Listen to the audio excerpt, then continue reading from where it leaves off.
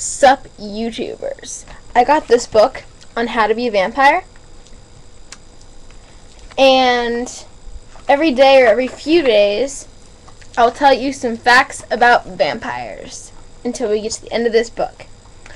So by the time we're at the end of this book, you'll know how to be a vampire. Now, the first thing is knowing your vampires. The world is filled with stunning multitude of bloodsuckers. First recorded in Babylonian times, vampires have roamed every continent on the planet for centuries. What follows is a sampling of vampiric variations. Although myriad new types continually evolve and arise, some of which still evade the consciousness of even the most decayed vampire scholars. Others, however, have left behind unmistakable calling cards. Consider this your shadow field guide. Traditional vampire. An undead human changed into a demon, known for devastating charm and style. Traditional vampires are powerful hunters with a serious need for blood. Habitat. Some require cursed earth from their homeland. Others live in crumbling castles or nice crypts. Physical characteristics: pale skin, cool body temperature, exaggerated canines or incisors, and a razor-sharp manicure. Powers: flight and shapeshifting. Weakness: not fond of sunlight, crosses, garlic, or wooden stakes. It's the traditional. Rakshasa or something. I can't even pronounce it. It's a really long word. A blood-seeking ghoul who enjoys the finer things in life, like feeding off pregnant women and helpless babies. Habitat: prevalent around Hindu cemeteries and temples where they heckle priests and attending worshippers. Physical characteristics: fanged, come in a range of colors, and have poisonous nails and a powerful odor. Powers: can shapeshift, show amazingly nocturnal strength, and can be really, really annoying. Weakness: their strength diminishes at dawn. Right there. Modern vampire. Sleek, sexy, and oh so stylish. The modern vamp has it all, except a heartbeat.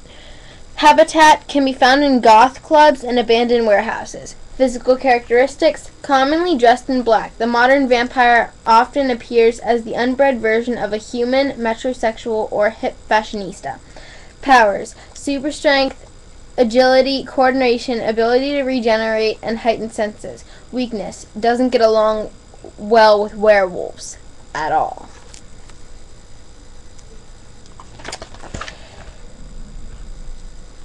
Shang-Chi.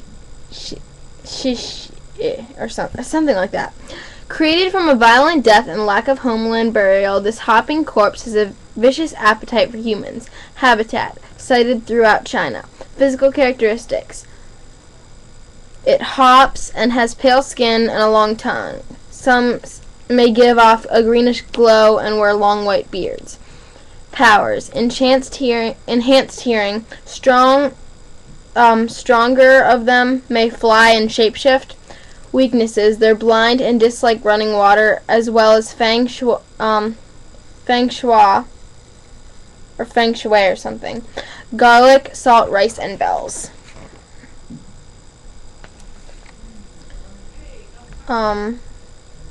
Baboan Sith. She's a bad woman who loves a good hunter. After exhausting a man through dance, she opens up his neck and sucks his veins dry.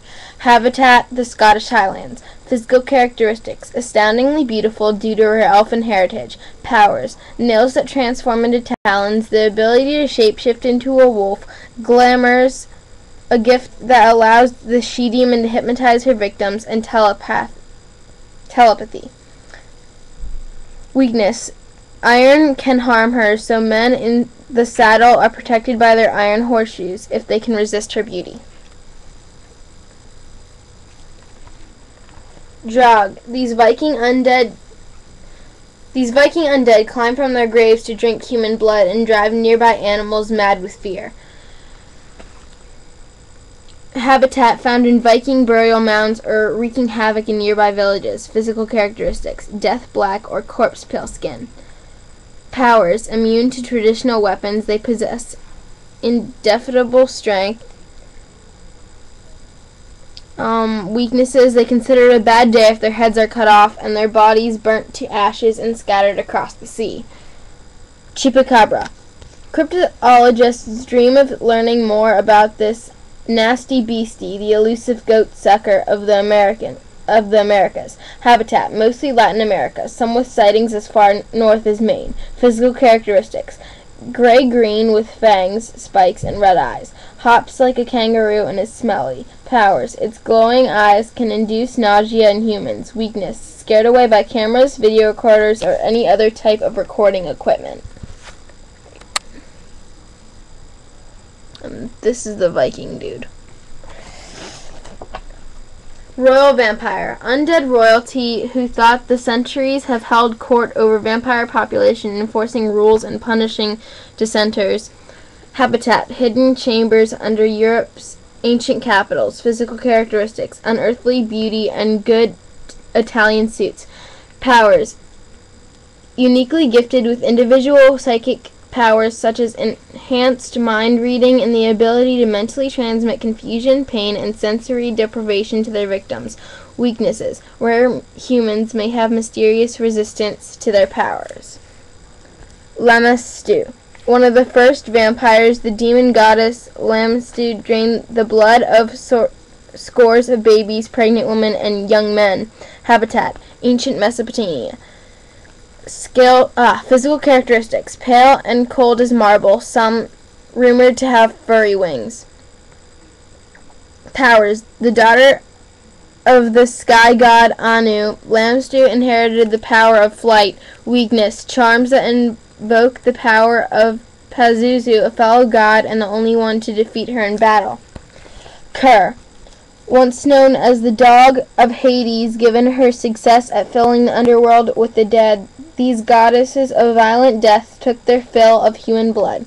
Habitat: the battlefields of ancient Greece.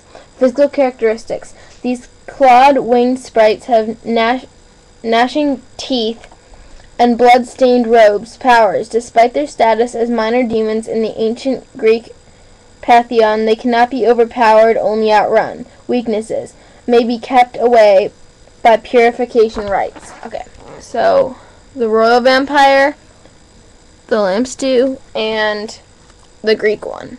The Greek vampire. Tabuchi? I don't know. All families have secrets. This especially true for families cursed with a Tabuchi relative. If a family member kills or identifies their kin as a vampire, the curse will be transferred to them. Habitat: native to Mexico. Physical characteristics: most often female. They may hunt in the form of a vulture. Powers: able to fly, shapeshift, and hunt without their legs. Weaknesses: sensitive to metal, garlic, and onions.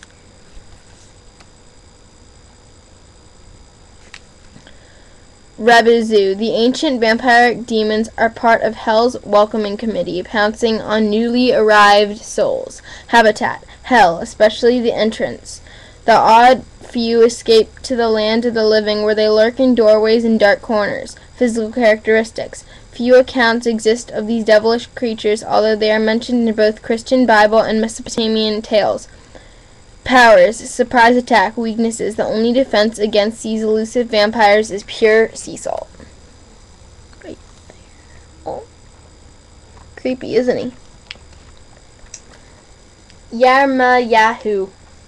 In an ancient old love story, it's an age-old love story. Girl meets monster, monster sucks girl's blood, eats her, and vomits her up rapidly until she becomes a monster. Doesn't it make you tear up? Habitat: to native Australia. Physical characteristics: with their tiny stature, red skin, toothless grin, and blood-sucking tentacles, they're almost cute. Power: trickery and magical vomiting. Weakness: neither the fastest runner nor all that smart, a bit slow on all counts apparently. Manangal. The beautiful Manangal prefers to feast on the blood of pregnant women. Habitat: the Philippines. Physical characteristics: often appears as a beautiful woman, although sometimes in two parts. Powers: able to sever her body in two, sprout wings, and leave her legs behind. Weaknesses: applying salt or garlic to the separate body will kill the vampire and keep it from reforming. That's the your Yahoo or whatever. And then this is the Nightingale or whatever it's called. I think she looks creepy. So, next time we will be doing how to be turned into a vampire, finding the perfect sire, and how to tell if you're dating a vampire. So, see ya!